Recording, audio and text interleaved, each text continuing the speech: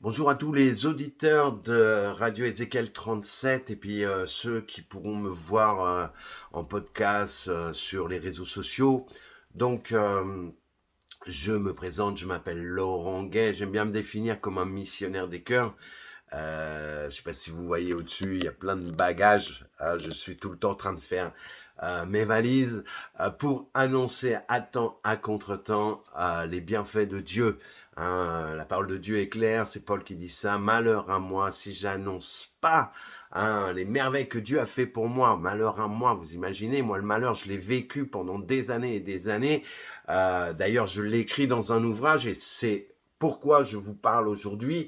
On m'a demandé de présenter mes ouvrages, donc je vais vous parler du premier livre que j'ai écrit, un livre témoignage, 31 000 exemplaires vendus. Je le dis, pour un bac-5, c'est pas trop mal. Nous pouvons être fiers de ce que nous faisons de bien. Donc voilà, moi aujourd'hui, je suis un missionnaire des cœurs, sans prétention. J'essaye voilà, de partager l'énergie qui me vient de Dieu, c'est-à-dire la foi, l'Esprit Saint, pour donner envie. Je crois que nous sommes tous, d'une certaine manière, quand on croit en Dieu, nous avons en nous une espèce de générateur, je sais pas comment on peut dire, et en fait, on passe notre temps à transmettre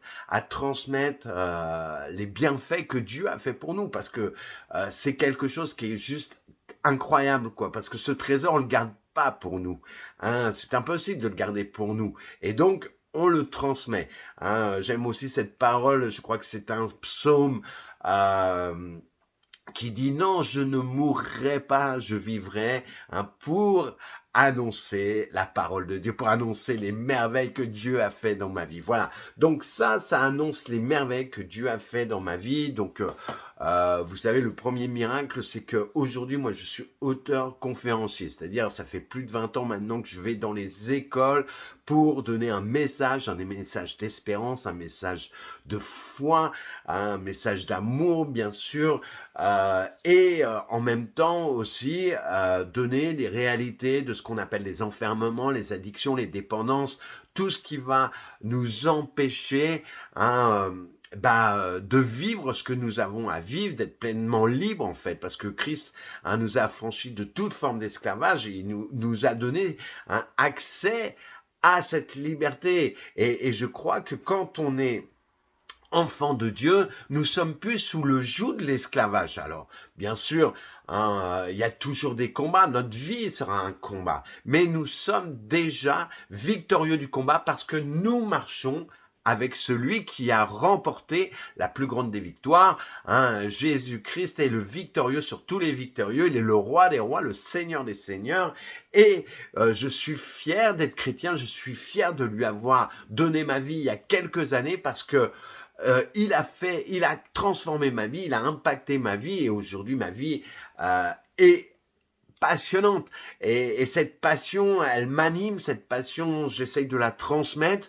Donc dans ce livre, je raconte que, eh ben oui, peut-être qu'aujourd'hui on me demande d'écrire des livres. Pourtant, il y a quelques années, j'ai été déscolarisé en quatrième. Moi, quand j'étais plus jeune, j'ai des problèmes de compréhension, donc j'avais du mal à comprendre. Alors ça n'a pas été diagnostiqué, mais j'avais ce qu'on appelle une dyslexie. Et cette dyslexie, comme elle n'a pas été diagnostiquée, vous savez, à certaines époques, on m'a pris pour un idiot et on me l'a dit, on me l'a fait comprendre, des paroles qui venaient de mes proches, des paroles qui venaient des professeurs des écoles. Donc toi, tu n'auras qu'un diplôme de chômeur. Vous savez, moi qui travaille aujourd'hui dans l'éducation, éduquer, c'est élever un enfant afin qu'il soit responsable, qu'il puisse prendre, ses devoirs au sérieux, c'est-à-dire le devoir, ses responsabilités. C'est ça.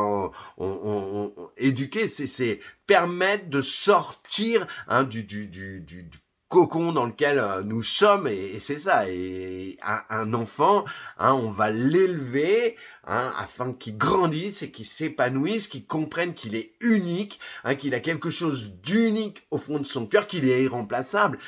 Et donc, moi, je crois à une éducation valorisante, hein, parce que je pense que nous sommes capables d'avoir des paroles de vie, parce que l'Esprit Saint est un esprit de vie, et quand on est habité, hein, de cette source d'amour, et ben il y a des paroles de vie, et une parole de vie va reconstruire, va restaurer, va guérir, va libérer, alors qu'une parole, hein, brisante, une parole cassante, une parole méprisante, hein, va juste enfoncer une personne. Et je vois beaucoup de personnes qui sont harcelées, qui n'ont plus confiance en eux parce qu'ils ont subi, hein, des moqueries, etc., etc. Donc ça, c'est ce que je vois dans les écoles, puisque aujourd'hui, je vous le dis, hein, moi, je me considère comme un éducateur chrétien, même si je n'ai pas le diplôme. Hein, dans mon âme, dans mon cœur, je suis éducateur. Voilà, c'est ça le plus important. Donc, ce livre, je raconte mon histoire qui a mal commencé, un environnement un peu compliqué, puisque j'ai grandi dans les quartiers, dans les cités. Avec mes parents, c'était pas le top, et j'ai commencé très très vite à prendre des drogues, beaucoup de drogues. C'était la sensation de me partir, de fuir la réalité, de rentrer dans un mensonge. Et ce mensonge a perduré pendant des années. J'étais 20 ans polytoxicomane, d'abord le cannabis, après des prods un peu plus chimiques, et puis 15 ans héroïnomane. Donc cette héroïne, elle m'a tout pris, elle m'a pris ma vie, elle m'a pris 15 ans de ma vie, elle m'a pris la relation que j'avais avec ma famille, je leur ai fait vivre le malheur, et Dieu sait combien les parents aujourd'hui, hein, puisque je les côtoie au quotidien, vivent vraiment cette situation totale de désespoir, parce que c'est compliqué, parce qu'on sent une impuissance, et j'ai fait vivre ça à ma famille. Et puis bien sûr les réalités de la drogue, c'est-à-dire la maladie, hein. Moi j'ai perdu ma première femme, elle est morte à 25 ans du sida. On a perdu un enfant, hein, qui n'a pas pu voir le jour. Je raconte tout là-dedans.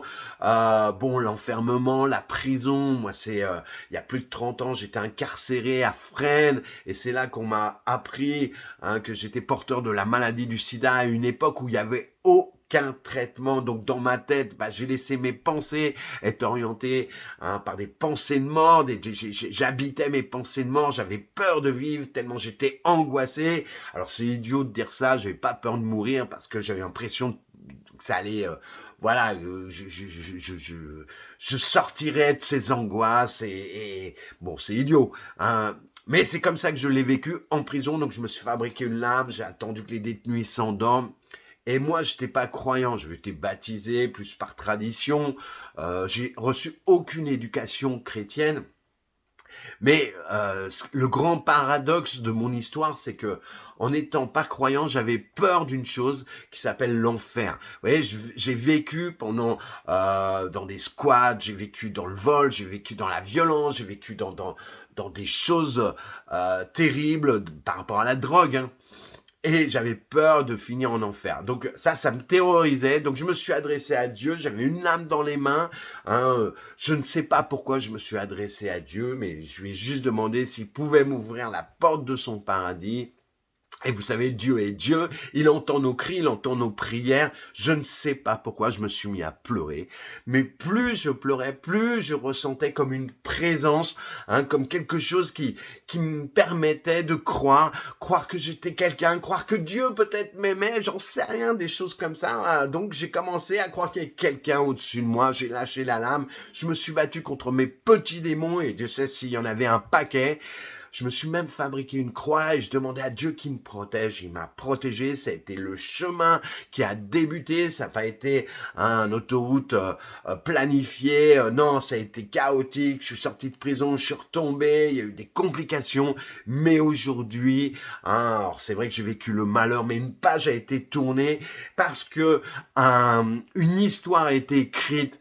Parce que je suis gravé dans la main de Dieu comme chacun d'entre nous, et une nouvelle histoire est écrite. Cette histoire, je l'ai écrite dans ce livre. Aujourd'hui, je suis marié, hein, ma première compagne est morte il y a très longtemps. J'ai réussi à faire le deuil de ça. Je suis marié depuis 23 ans. On va fêter nos 23 ans. J'ai 2 enfants qui sont en bonne santé. Dieu est bon. Dieu est joie. Dieu est bonté. Et il passe son temps à nous permettre de vivre de ses bienfaits. Voilà. Donc, procurez-vous le livre Arraché à l'enfer. Posez-moi des questions si vous voulez. Que Dieu vous bénisse.